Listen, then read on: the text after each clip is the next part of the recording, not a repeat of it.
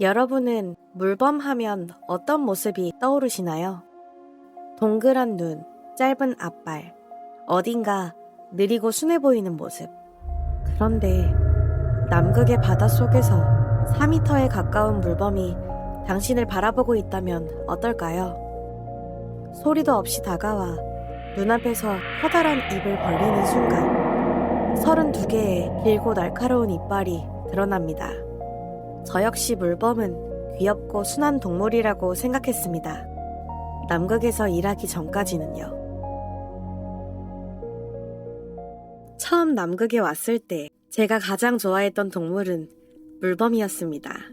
가끔 연구기지 근처에 있는 얼음 위로 녀석들이 올라와 있었습니다. 눈을 감고 누워있는 모습이 꼭 커다란 강아지 같았죠. 저희끼리는 농담도 했습니다. 쟤는 하루 종일 잠만 자네. 그 중에는 조금 이상하게 생긴 녀석도 있었습니다.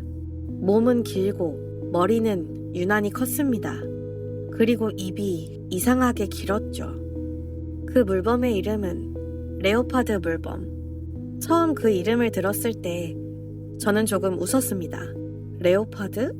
표범이라니 저렇게 순한 얼굴을 하고? 그때는 몰랐습니다. 제가 보고 있던 건 물 밖으로 드러난 얼굴뿐이었다는 걸. 그리고 물 속에서는 전혀 다른 얼굴로 저를 바라보고 있다는 걸. 남극에서 오래 일한 사람들은 한 가지를 조심했습니다. 얼음의 가장자리. 저는 처음엔 이해하지 못했습니다. 단순히 물에 빠질까봐 그런 줄 알았죠. 그런데 어느 날 선배 연구원 한 명이 오래된 이야기를 들려줬습니다. 1985년 게러스 우드라는 탐험가가 남극의 얼음 위를 걷고 있었습니다. 그는 물속에 있지 않았습니다. 다이빙을 한 것도 아니었고 물범에게 접근한 것도 아니었습니다. 그저 얼음 위를 걷고 있었습니다. 그때 얼음 가장자리 아래에서 무언가 불쑥 올라왔습니다. 거대한 머리, 벌어진 입, 바로 레오파드 물범이었습니다. 물범은 게러스의 다리를 물었습니다. 게러스는 그대로 얼음 위로 넘어졌고 물범은 그의 다리를 문 채 뒤로 움직였습니다. 사람 한 명을 자신이 올라온 물속으로 끌고 가려고 했습니다. 동료들이 달려왔습니다.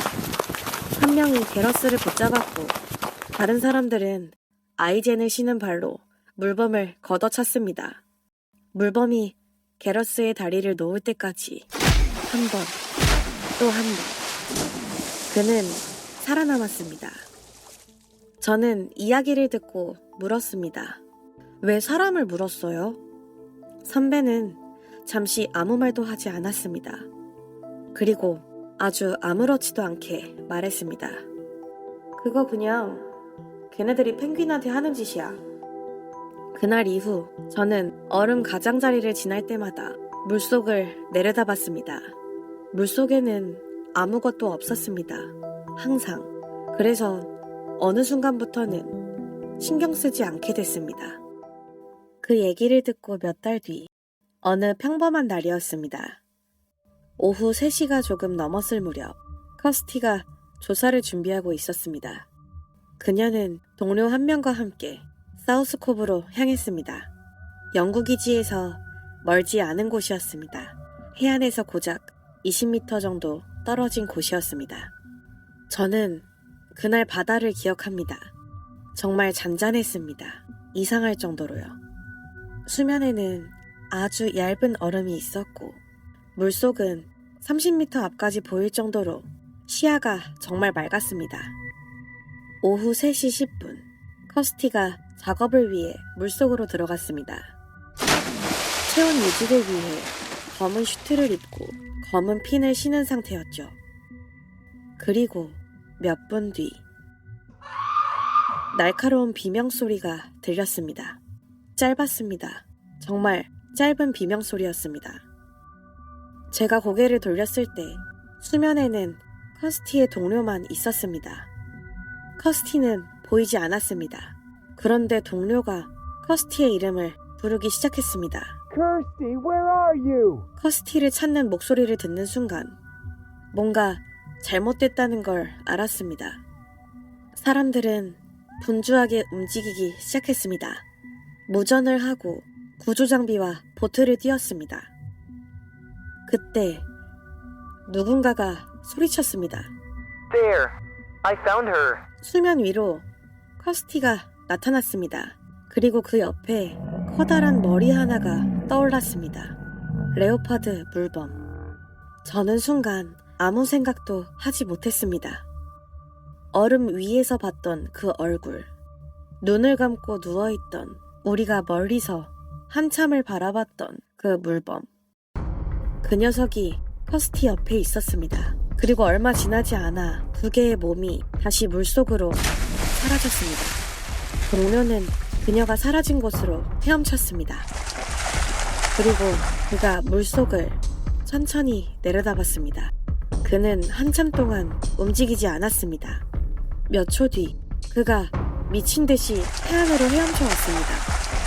숨을 제대로 쉬지도 못했습니다. 누군가 물었습니다. 커스티는 봤어? 그가 고개를 끄덕였습니다. 5m 아래에서 물범이 커스티의 핀을 물고 있어 아무도 대답하지 않았습니다. 그 순간 오래전에 들었던 선배의 목소리가 머릿속에서 다시 들렸습니다. That's what they do to penguins. 바다는 다시 조용해졌습니다. 저는 계속 물속을 들여다봤습니다. 30m 앞까지 보일 정도로 시야가 맑은 물. 그런데 물속엔 아무것도 보이지 않았습니다. 그게 더 무서웠습니다. 그로부터 10분 뒤 처음 커스티가 사라진 곳에서 약 1km 떨어진 곳, 무언가가 수면 위로 올라왔습니다. 레오파드 물범은 커스티의 머리를 문 채 그녀를 수면에 붙잡고 있었습니다. 구조보트가 다가갔습니다. 물범은 도망가지 않았습니다.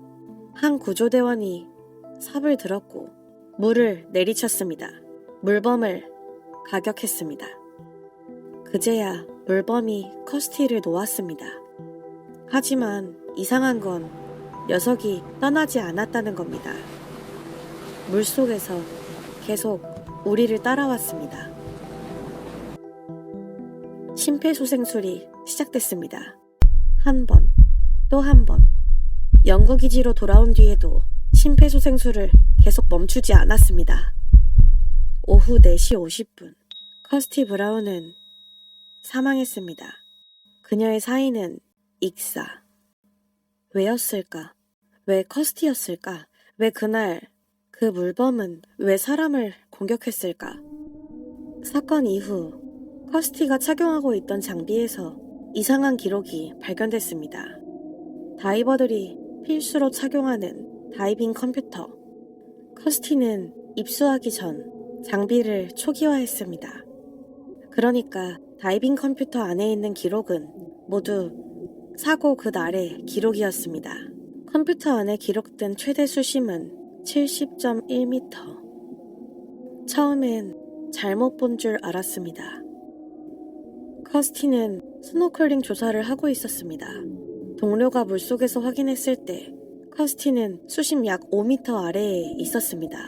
그런데 그녀의 손목에 있던 장비는 70.1m를 기록하고 있었습니다.